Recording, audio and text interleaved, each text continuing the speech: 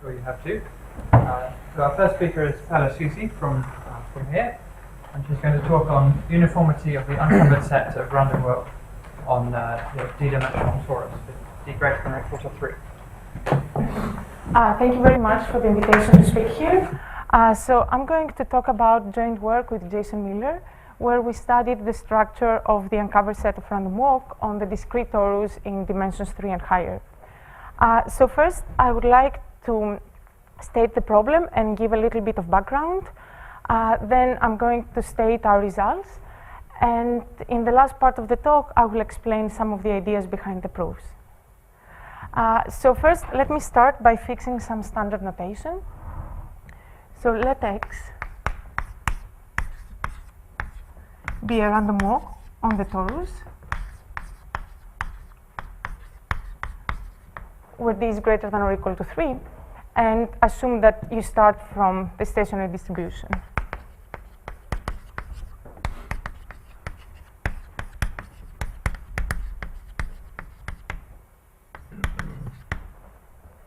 And for every point of ZD, I'm going to denote by tau x the first hitting time of x.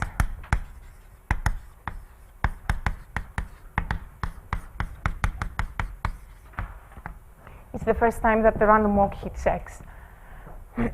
And the cover time, which I will denote by tau cov, that's the cover time. It's the first time that the random walk has visited all of the vertices of the torus at least once. So it is the maximum overall x of tau x. And I'm going to denote by Tikov the expectation of the cover time.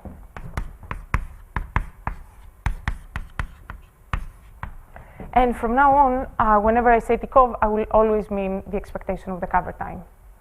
And the last piece of notation is the set U of t, which is the set of points that have not been covered by time t by the random walk. So U of t is the uncovered set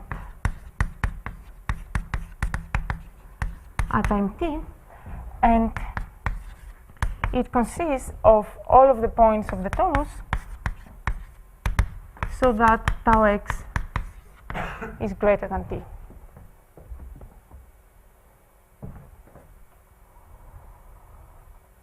So the correlation structure of this set U of t was first studied in the physics literature.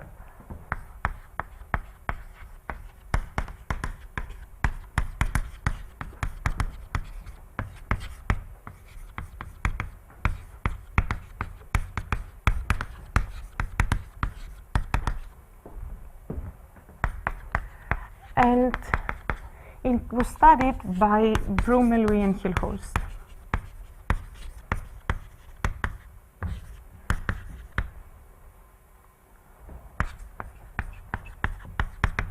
And what they asserted is that if t is large, then the set U of t is statistically uniformly distributed at large distances. So what it means is that for t large, if you take 2 points that are far apart, then the events of them being uncovered at time t are approximately independent.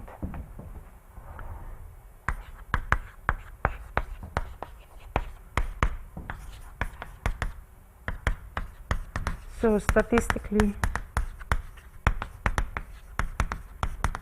uniformly distributed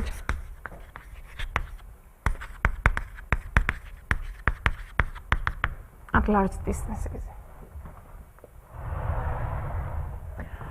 But what is going to be the goal of my talk is to describe the structure of the set U of t, and we're going to look at the law of the set, the whole set, and not focus on finite dimensional distributions. So the goal is to describe the law of U of t for times t that are of the form alpha times Tikov, which is the expected cover time, and alpha is going to be strictly between 0 and 1. And we're not going to focus on finite dimensional distributions. Not focus.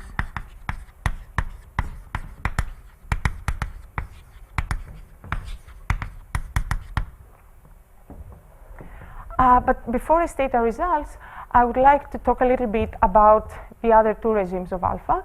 So alpha could be strictly bigger than 1, or alpha could be equal to 1. The first case, when alpha is strictly bigger than 1, is not particularly interesting because we know that with high probability, at times alpha Tikov, with alpha strictly bigger than 1, the uncovered set is, with high probability, is empty. So U at time alpha Tikov is empty with high probability. And since it's just one-line proof, I would like to explain that. So there is a very general result of David Aldous, which holds for very general graphs satisfying a natural assumption. And it says that if you have a sequence of graphs indexed by n, Gn on n vertices, and they satisfy that the maximum heating time is little low of the cover time, of the expected cover time, as n goes to infinity. So the maximum heating time divided by the expected cover time goes to 0 as n goes to infinity. So what you showed is that for such graphs, the cover time is concentrated around its mean. So if we have that, then Tarkov divided by the expectation converges to 1 in probability as n goes to infinity. And as I said, his result is very general for any sequence of graphs, but in the case of the d-dimensional torus, one can obtain this result in a much easier way. But let's just use it now to see that the uncovered set is empty with high probability. So the probability that, can you see if I write here? Okay. The uncovered set is empty is the probability that the cover time is smaller than alpha times Tikov, and by the concentration, since alpha is bigger than 1, this goes to 1. Oops. As n goes to infinity. Okay, so that's the first regime of alpha. Now the second case is when alpha is exactly equal to 1. And this case was studied by David Bellius and by Roberto Oliveira and Alan Prata. David Bellius and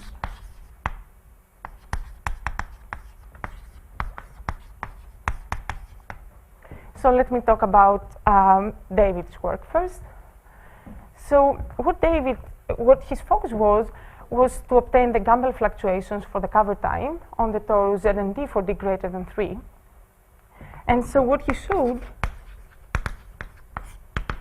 is that the cover time normalized rescaled by G of 0 times n to the D. G of 0 is just the green kernel on ZD minus log n to the D. It converges in distribution to the Gumbel distribution. So this is Gumbel,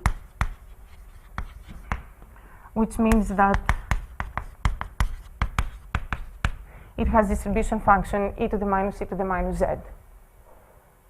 And he proved that for Z and D for D greater than or equal to 3.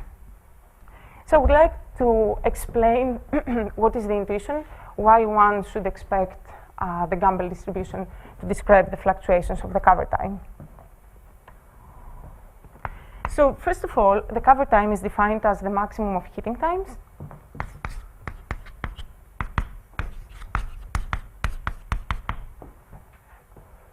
Secondly, if we start, say, from a uniform point,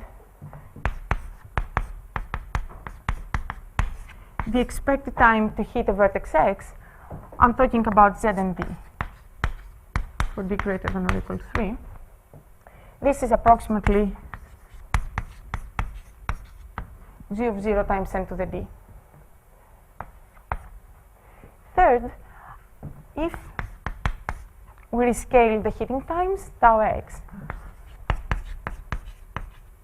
then these are approximately exponential 1 random variables. So we see that 1, 2, and 3 hold for z and d. And the fourth is if we have a sequence EI of IID exponential 1 random variables, then the Gumbel distribution describes the fluctuations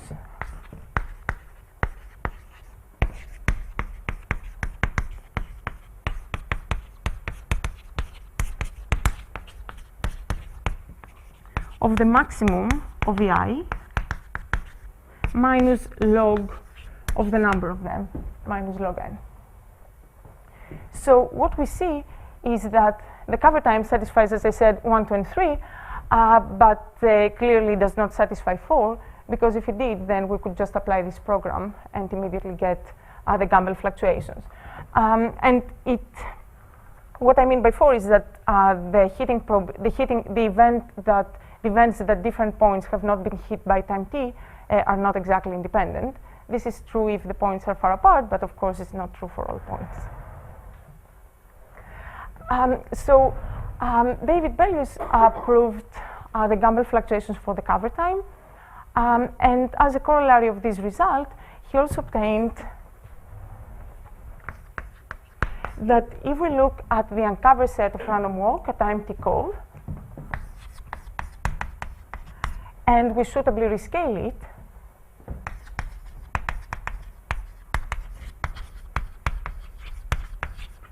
this converges to a Poisson point process with Lebesgue intensity on the unit torus.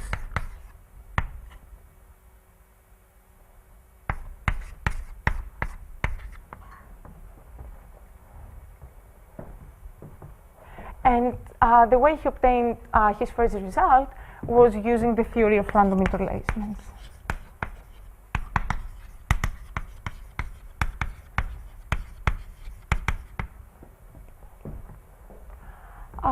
So now let me talk a bit about the work of Oliveira and Prata.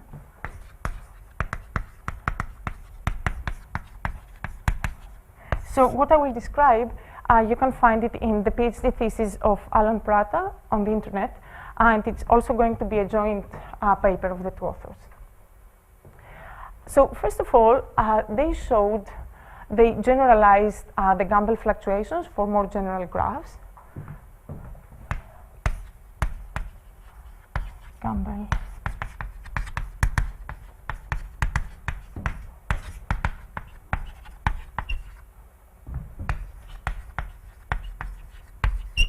Sorry.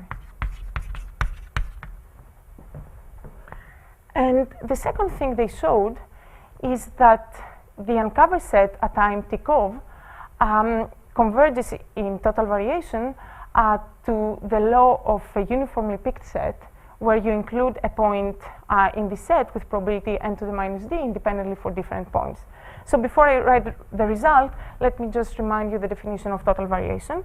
So if we have two measures, mu and u, two probability measures, then the total variation between mu and u is the maximum over all subsets of mu of a minus nu of a. And now let's take V to be a subset of the torus, where we include a point x with probability n to the minus d, and we do that independently for different points.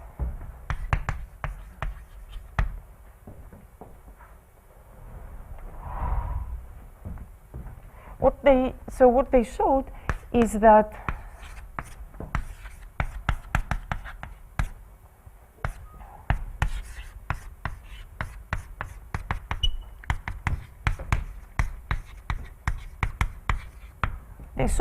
the total variation distance between the uncovered set at time exactly t cov for alpha equal to 1 and the uniform set V goes to 0 as n goes to infinity, which in other words means that one can couple the positions of the uncovered set at this time with the positions of a uniformly picked set so that they agree with high probability. What I would like to emphasize is that the regime of times that they considered for alpha exactly equal to 1, at these times the uncovered set has size which is of order 1 uniformly in n. So U of Tikov is of order 1 uniformly in n.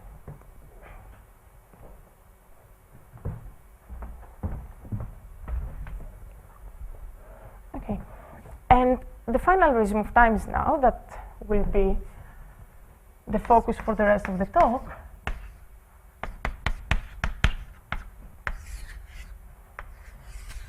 is when alpha is strictly between 0 and 1. So for such alpha, the size of the uncovered set is polynomial in n with high probability. And more specifically, what we have is that if we look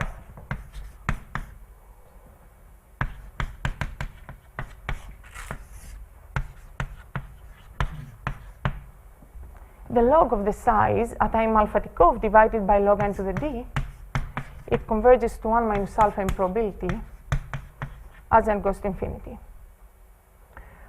So this follows by standard results. But what this says is that for such alpha, as I said, the size of the uncovered set is now polynomial in n with high probability. Oh.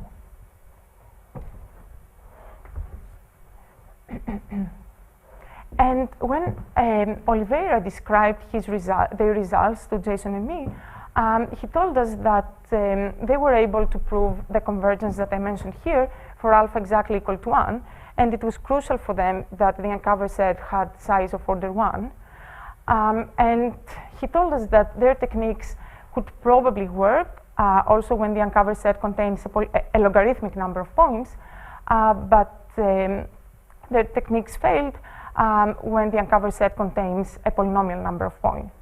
And so his question was whether one could show the same type of result for some alpha which is strictly smaller than 1.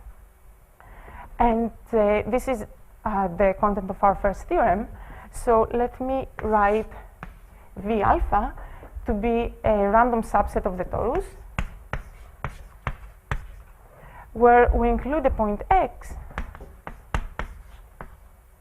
with probability n to the minus alpha d, and we do that independently for different points. If I write the theorem here, is it okay?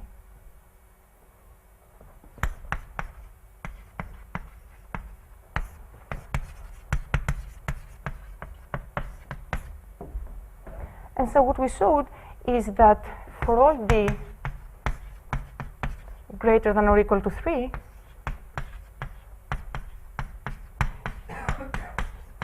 there exist two thresholds, alpha 0, which is less than alpha 1, and they're both strictly in 0, 1, so that for all alpha above alpha 1 of d,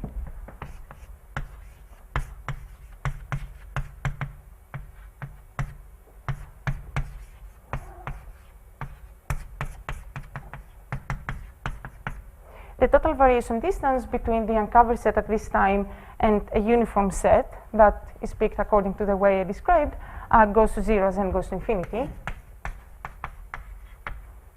And for alpha smaller than alpha 0 of d, this total variation distance goes to 1 as n goes to infinity.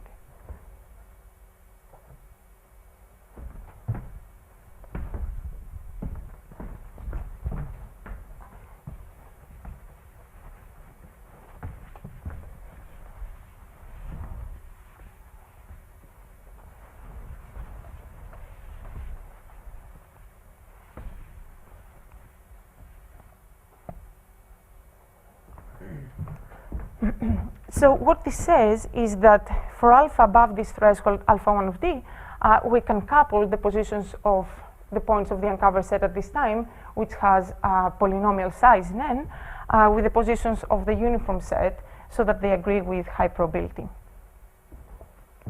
So I would like to say a few words about the two thresholds, alpha 0 and alpha 1 of d that we get. So we have an explicit expression for alpha 0 of d, and we get that this is 1 plus pd over 2, where pd is the probability that the random walk in ZD, starting from 0, returns to 0.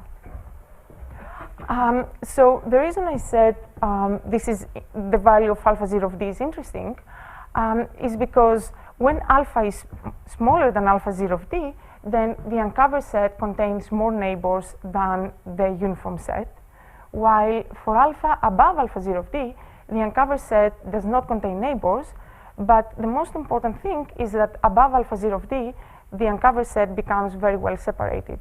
So any two points are at polynomial distance apart. So when alpha is smaller than alpha 0 of d, then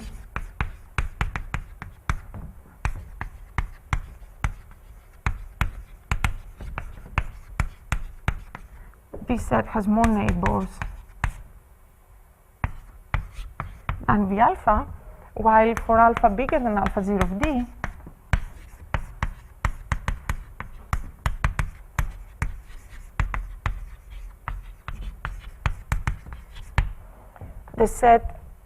the uncovered set at this time is well separated. And what I mean by that is that if we have two distinct points in the set, then their distance is at least n to some power. For any x and y in the set is at least n to this pd.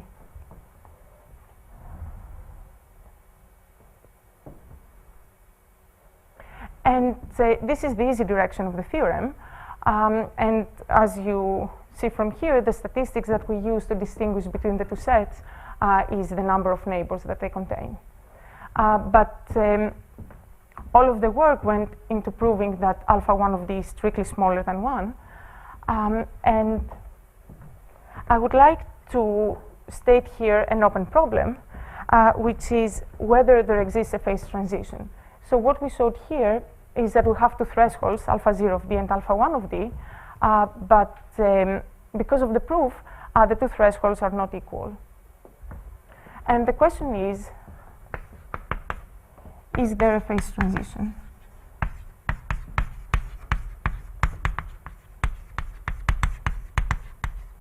In the sense, does there exist alpha star so that for alpha smaller than alpha star,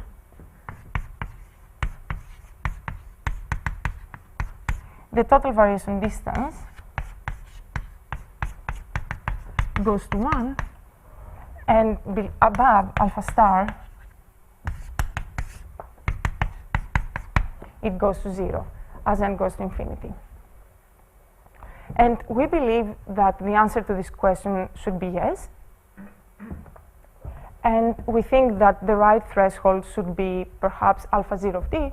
And the reason for that is, first of all, that at this point, the uncovered set does not have neighbors, but more importantly, that it's well separated. So,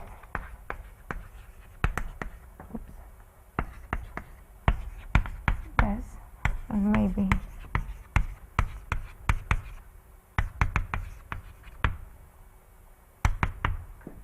alpha 0 of d is equal to alpha star. But as I will explain later in the proof, even if we improve all of our estimates, we could never get down to the threshold alpha 0 of d with the current proof.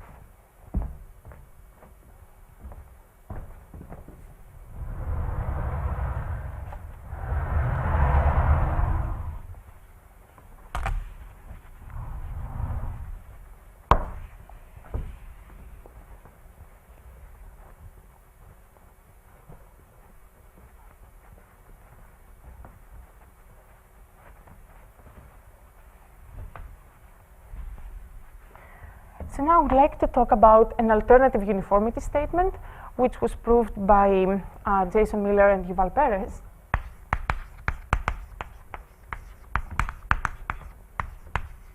A few years ago.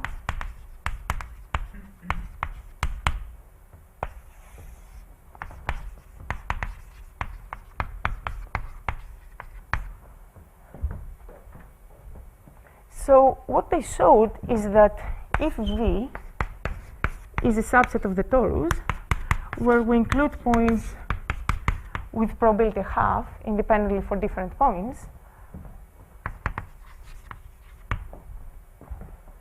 then what they showed is that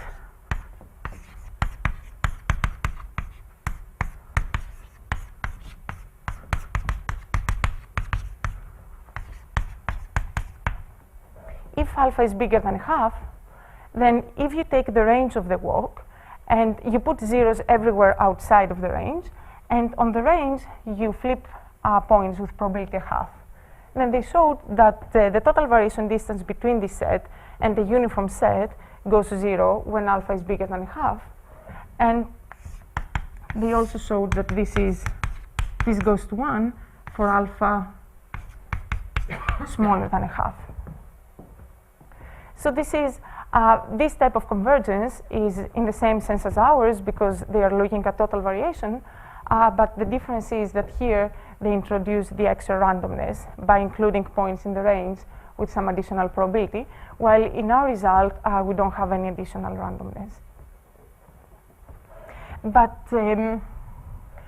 I would like to mention that, I have alpha 0 of d there, that the threshold alpha 0 of d that we get is strictly bigger than a half for any dimension d.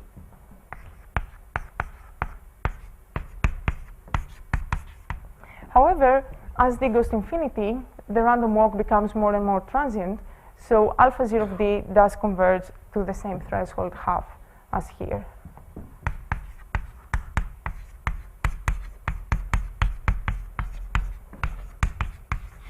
As d goes to infinity.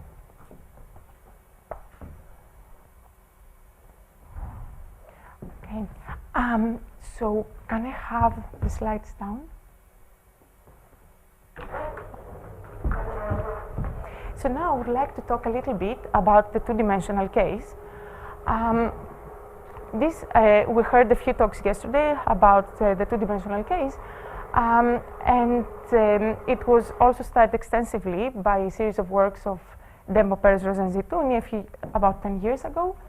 And what they showed is that if we look at the uncovered set of random walk in 2 dimensions, at any time alpha times Tikov with alpha strictly smaller than 1, then the uncovered set contains balls of polynomial radius, polynomial in n.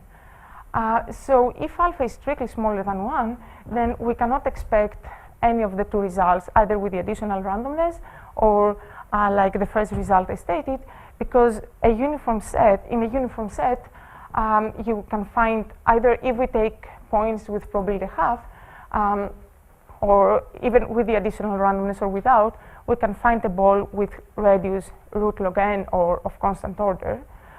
So we can immediately distinguish between the 2 sets. So for alpha strictly smaller than 1, there is no hope, one cannot show such a convergence because we can immediately distinguish the 2 sets. However, for alpha equal to 1, as someone mentioned yesterday, this is an open question to describe the structure of the set at this time. So here I have some simulations that Jason generated a few years ago, where n is approximately 800, and the white regions that you see are the uncovered points. And as I increase the pictures, the value of alpha increases. So you see the clusters of points that really prevent it from being uniform. This is for bigger values of alpha.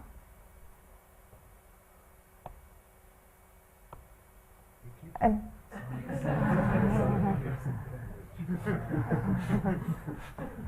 and so, yeah, so I think this one is for alpha equal to 1. Okay. Sorry, that's alpha 1. Okay.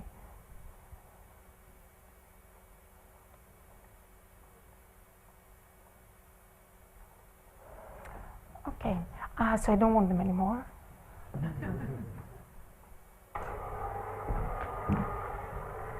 Thanks.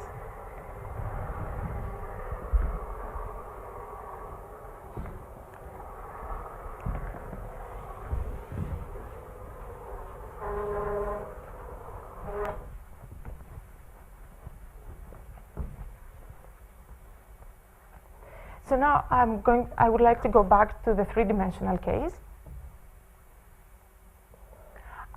And before explaining the proofs, I would like to state our second result. So here, so far, I have been talking about the law of the uncover set at times which are of this form, alpha times Tikov, which are deterministic times. So now, I would like to describe the structure of U of t when t is now a random time. And in particular, it is the first time that the uncover set contains a certain number of points. So let me set tau alpha to be the first t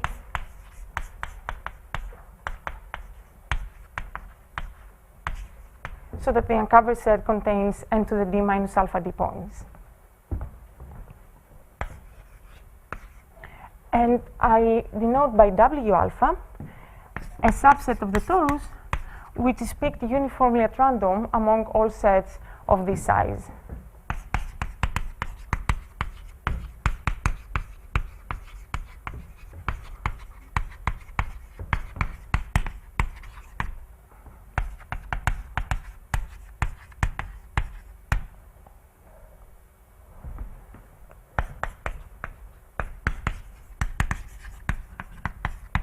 Then what we showed is that, again, for all d greater than or equal to 3,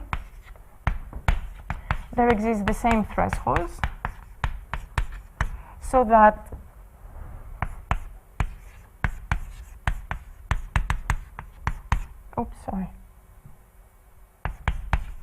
u at time tau alpha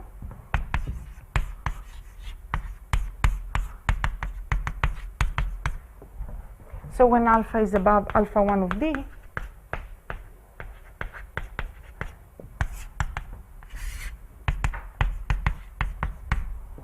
then again we can couple this set with a uniform set so that they agree with high probability. And to prove this theorem, the threshold alpha 0 of d again comes from counting neighboring points that are contained in the set. But for the upper bound, I would like to sketch the proof assuming the first theorem.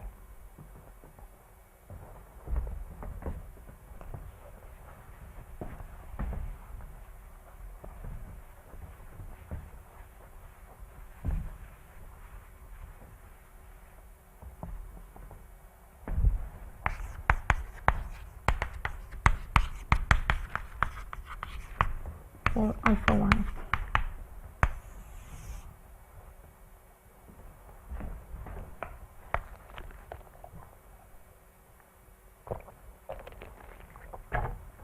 Okay, so we know from the first theorem that if alpha is bigger than alpha 1 of d, then the uncover set is uniformly random. So let's take alpha and epsilon so that alpha minus epsilon is bigger than alpha 1 of d. Then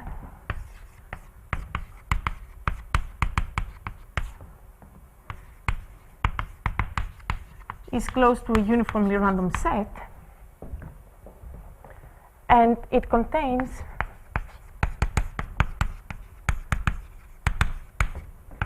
n to the d minus alpha minus epsilon d points.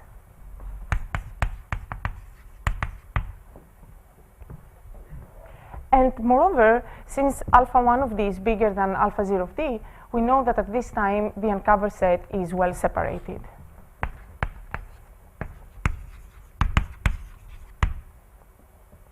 And so now I'm going to use the following idea. Suppose that we have a well-separated set and we start far from the set, then the first time that we'll hit the set, the position where we will hit it will be approximately uniform.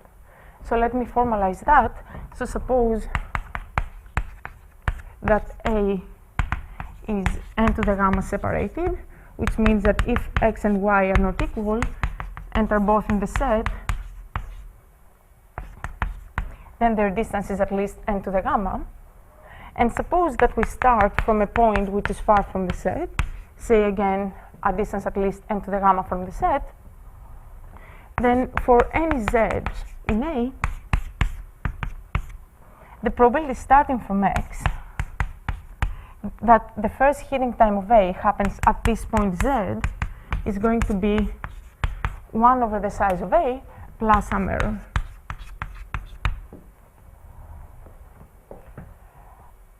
So at this time, alpha minus epsilon Tikov, as I said, we have that many points, and we want to get down to n to the d minus alpha d points. And we know that the set is well separated. So applying this idea, we see that the random walk decimates the uncovered set by removing points one by one until we get to the desired size. And the error that we get here is good enough so that when we sum it over all of the points, we still get something that, over all of the points that we need to remove, which are of this order, we still get something that is little of 1.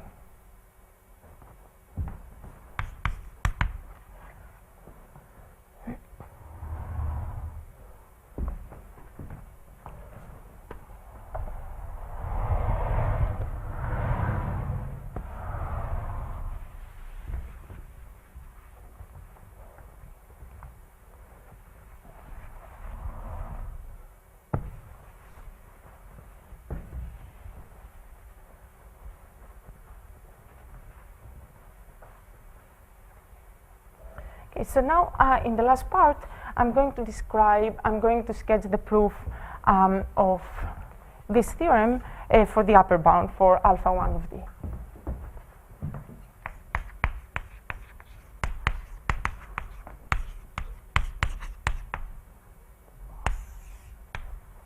Because as I said, the regime alpha smaller than alpha 0 of d is the easy case, and it follows just by counting neighbors. So let me just write the total variation distance.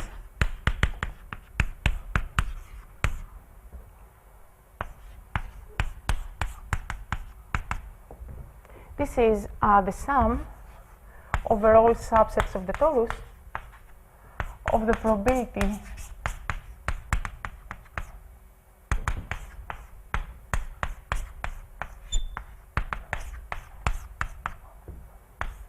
that the uncovered set is equal to S minus the probability that the random set, the uniformly random set, is equal to S. That's just the definition.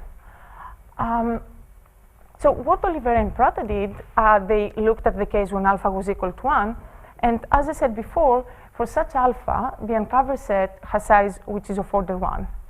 So what they were able to do was to truncate the sum and only consider sets that have size of order 1. And then they were able to use some combinatorial arguments and show that this total variation distance goes to 0. However, in our case, the size of the uncovered set is polynomial in n, and so we can, if here we take all possible subsets of polynomial size, we would get a combinatorial factor, which would be something like n to the d, choose n to the d minus alpha d, and this is huge. So if we wanted to continue with this approach, then we would need to have very accurate estimates on hitting probabilities to be able to sum over a huge number and get that this is little of 1. So this is where we needed a different idea. And so what we do instead is we subdivide the torus into boxes of side length n to the beta. And I'm going to take beta to be a little bit smaller than alpha, and I will explain that in a second. So we subdivide the torus into these boxes, and I'm also going to leave a small annulus around every box of size n to the phi. And I do that for all of the boxes.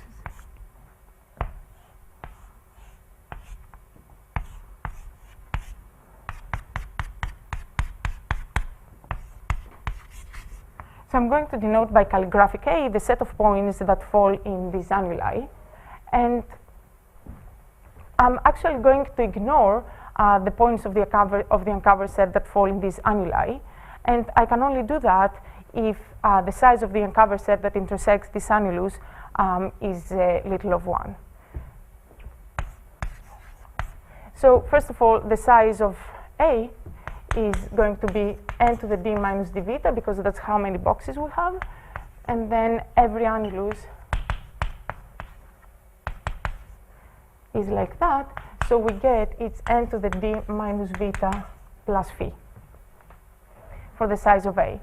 And now the probability that the point X is uncovered at an alpha t cone is approximately 1 over n to the alpha d.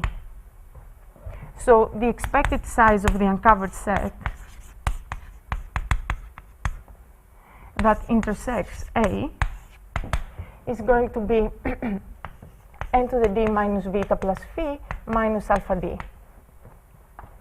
And since we can choose epsilon as small as we like, if we want that to be little of 1, basically this means that alpha should be bigger than d over d plus 1, since we can take phi and epsilon as small as we like. So in order to be able to ignore the points that fall in the annuli, we have to take alpha, which is bigger than d over d plus 1. And so what this is saying is that even if we were able to improve all of our later estimates to find the threshold alpha 1 of d, still, by ignoring all these points, we cannot get any lower than d over d plus 1. And for instance, for d equal to 3, this gives 0.75, while the threshold alpha 0 that I wrote up there is approximately 0.68. So this is why our method cannot get down to the threshold if the threshold is equal to alpha 0 of d. And another point that I would like to emphasize is that even if we improve the later estimates, still this threshold here, d over d plus 1, converges to 1 as d goes to infinity. Okay, so let me explain now why we want to take vita to be slightly smaller than alpha. So what we would like to do is to be able to ensure that over all boxes we have a uniform, we have uniformly in n size of order 1 in every box. The size of the uncovered set in every box is of order 1. So since the probability that the point is uncovered is n to the minus alpha d, and we have n to the vita d points in every box, the expected number of points that are uncovered in any box is n to the vita minus alpha d. So if vita was equal to alpha, this would be 1.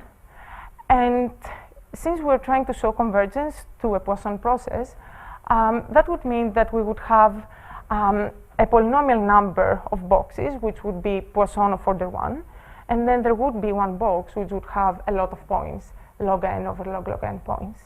But we want to make sure that we have order 1 in every box. So if we take vita slightly smaller than alpha, then this becomes n to the minus epsilon d, and then we can ensure that.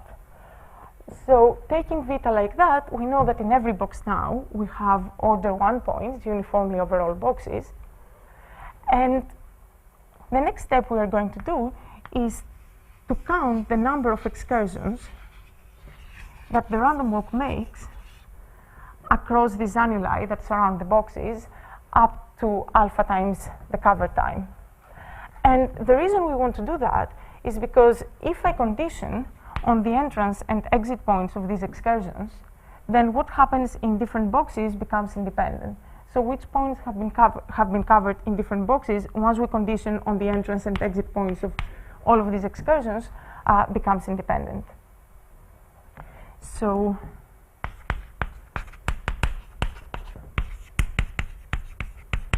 we consider excursions across the annuli, and we show that they are concentrated.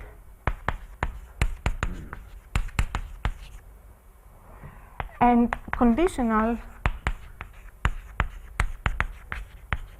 on entrance and exit points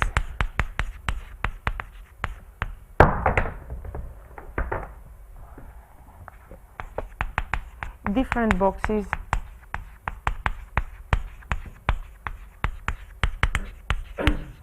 behave independently. And so what this is saying is that after the conditioning, we have here the total variation distance between the uncovered set and the uniform set. We condition now on all of these excursions what happens in different boxes independent, so we get the total variation distance between two product measures.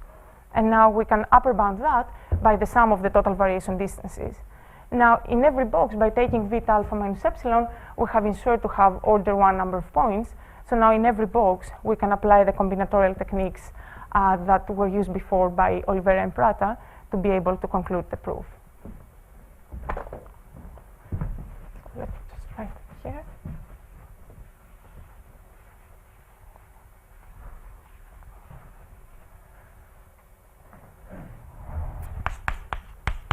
So total variation distance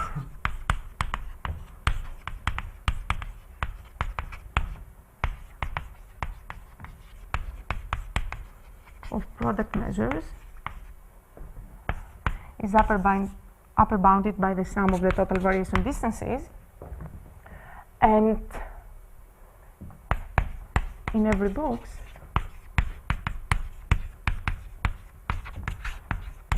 we can apply the combinatorial techniques.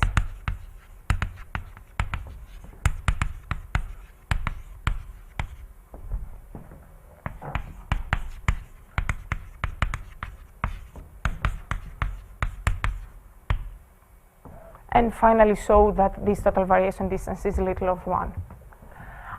So I would like to finish with the open question that I mentioned earlier. So the goal of our work was to answer Oliveira's question whether there exists some value of alpha for which the uncovered set is uniformly random.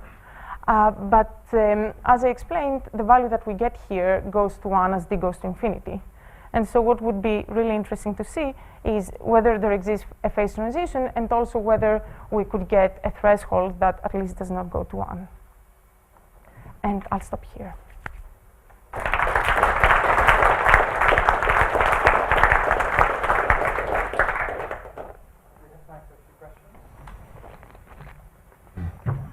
Okay, so when alpha is smaller than alpha 0 of d, could one imagine another random set which one could compare to the uncovered set? Right. Describe the uncovered set in some other way. Right. Yeah, so that's right.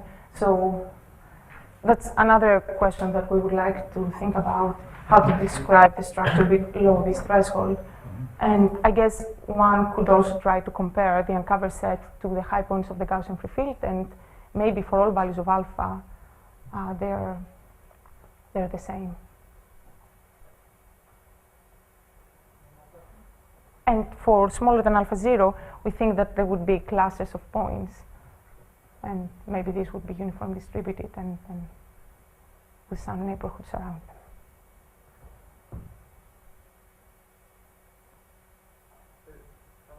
Can you compare any of these results to the results about the vacant set of a random inflation? Is there any connection there? So they're in the same spirit, and David proved his results using random interlacements. So in this way, we can reprove his result. If there are no more questions, then let's thank Perla again.